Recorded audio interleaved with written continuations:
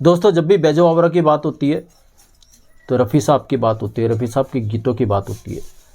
मगर बैजू बावरा में रफ़ी साहब से अलग कुछ गीत ऐसे भी थे जिनके किस्से अधूरे रह गए।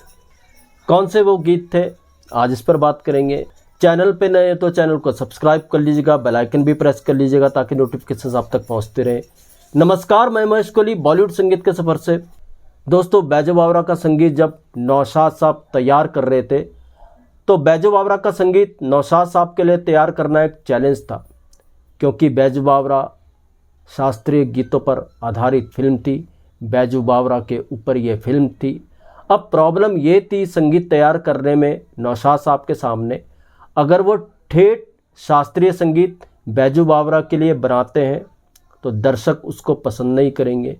अब करें तो क्या करें। तो नौशाद साहब ने एक फ़ैसला लिया, क्यों ना इसमें रागों का सहारा लेकर के हल्की धुनें बनाई जाए। और नौशाद साहब ने ऐसे ही किया।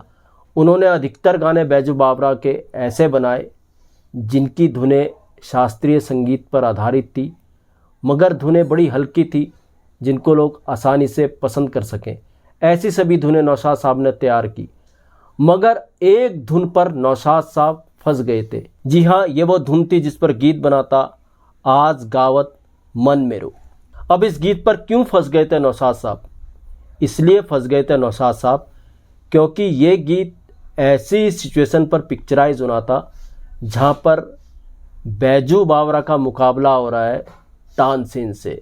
जाहिर सी बात है, अब इस मुकाबले के लिए ठेठ शास्त्रीय धुन चाहिए थी, और जहाँ पर ठेठ शास्त्रीय धुन नौशाद साहब को बनानी थी तो वहाँ पर शास्त्रीय गायक भी नौशाद साहब को चाहिए थे। तो नौशाद साहब ने फैसला लिया कि तानसेन के लिए वो आवाज़ सुनेंगे उस्ताद आमिर खान की।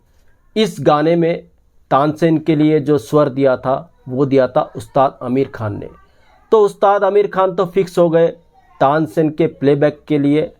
अब बैजू बावरा यहाँ पर एक यंग कैरेक्टर था, तानसेन एक उम्र दराज कैरेक्टर था जो बैजू बावरा से उम्र में बड़ा था, ऐसा कैरेक्टर था तानसेन का।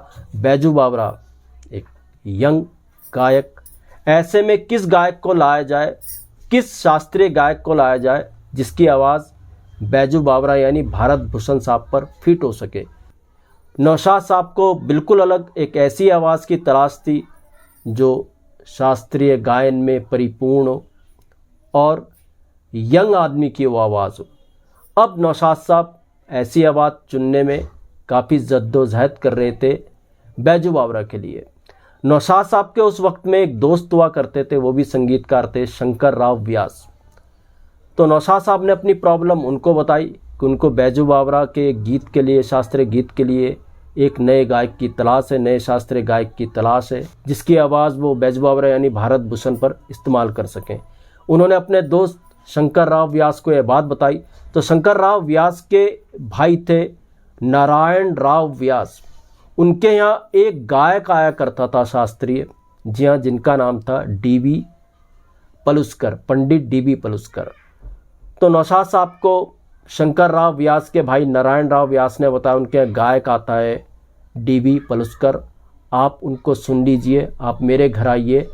और इत्तेफाकन जिस दिन नौशाद साहब से बात हो रही थी नारायण राव व्यास की, उसी दिन ये जो शास्त्रीय गायक थे पंडित डीवी पलुस्कर, उन्होंने नारायण राव व्यास के घर में आना था।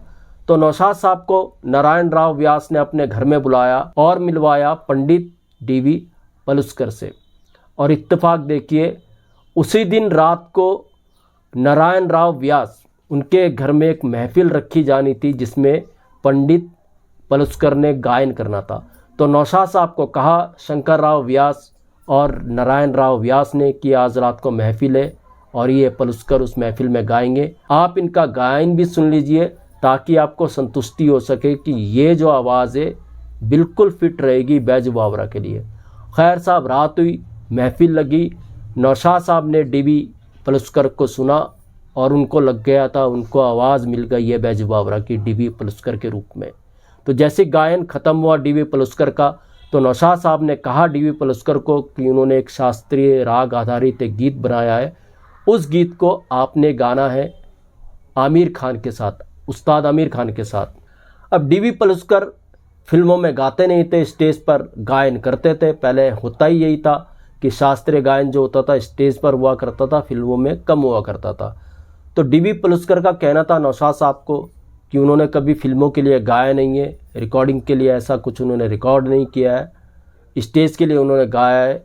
मगर नौशाद साहब अगर ऐसा कह रहे हैं तो वो फिल्म के लिए गा देंगे, यानी नौशाद साहब के लिए गा देंगे। तो खैर साहब, इस शास्त्रीय गीत आज मन गावत मेरो का अभ्यास हुआ, रिहर्सल्स हुई। मगर जब इस गीत की रिकॉर्डिंग होनी थी, उस्ताद आमिर खान और डीवी पलुस्कर ने इस गीत को रिकॉर्ड करना था, तो एक अड़चन नौशाद साहब के सामने आने लगी।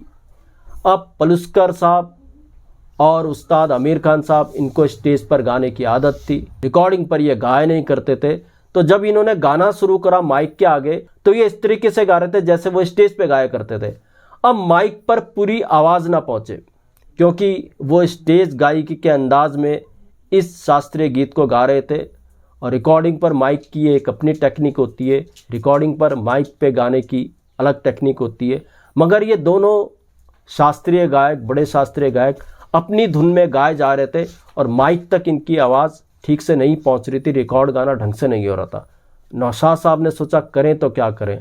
खैर साहब, इन दोनों गायकों के लिए फिर अलग अलग माइक लगाए गए।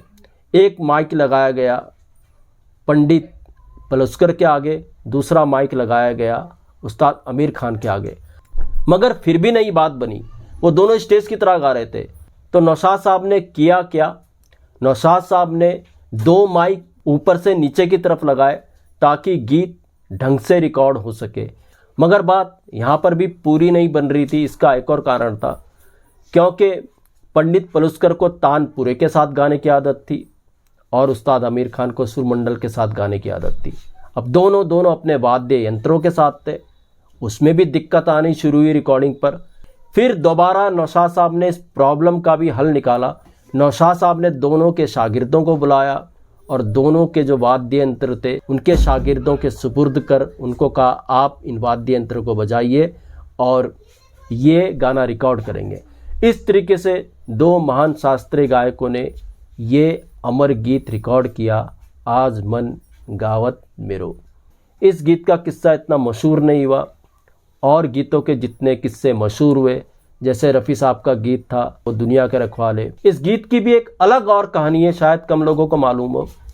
ये तो कहानी सबको मालूम है। रफ़ी साहब ने जब ये गीत रिकॉर्ड किया था वो दुनिया के रखवाले, तो रफ़ी साहब ने कहते हैं कई दिन तक गाना नहीं गाया था, उनकी आवाज़ थक गई थी, ऐसा कहा जाता है।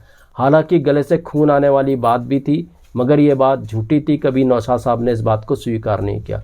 तो खैर साहब, इस गीत को जब रिकॉर्ड किया था रफ़ी साहब ने वो दुनिया के रखवाले को, ये किस्सा सबको मशहूर है। कई दिन रफ़ी साहब की आवाज़ थक गई थी, उन्होंने नहीं गाया। मगर यही गीत ओ दुनिया के रखवाले नौशाद साहब ने जब रफ़ी साहब के साथ दोबारा रिकॉर्ड किया था, शायद वो दूरदर्शन पे जो रफ़ी साहब ने गाया था वो दुनिया के रखवाले, उसके लिए दोबारा नौशाद साहब ने इसको रिकॉर्ड किया था। कहते हैं जब दोबारा रफ़ी साहब ने नौशाद साहब के साथ इस गीत को रिकॉर्ड किया ओ दुनिया के रखवाले को, तो रफ़ी साहब ने फिल्म में जैसा गाया था उससे 2 सुर ऊपर इस गीत को दोबारा रिकॉर्डिंग में गाया था। तो ऐसे कमाल के थे रफ़ी साहब। हालांकि उनके जो पहली रिकॉर्डिंग के किस्से हैं वो कितने सच हैं कि रफ़ी साहब की आवाज़ थक गई थी। रफ़ी साहब तो परफेक्ट गायक थे, आवाज़ कैसे थक सकती थी। और जब रफ़ी साहब ने कहते हैं दोबारा रिकॉर्ड किया तो फिर 2 सुर ऊपर कैसे गा दिया, ये भी अपने आप में एक रोचक किस्सा है। तो दोस्तों, ये था बैजू बावरा के एक शास्त्रीय गीत का किस्सा, एक नायाब शास्त्रीय गीत का किस्सा जो शायद कम लोगों को मालूम हो। मैंने कोशिश की आप तक पहुंचाने की। तो ऐसे किस्से मैं आपके लिए लेकर के आता रहूँगा। महेश कोहली को दीजिएगा इजाज़त। Goodbye, good luck and take care.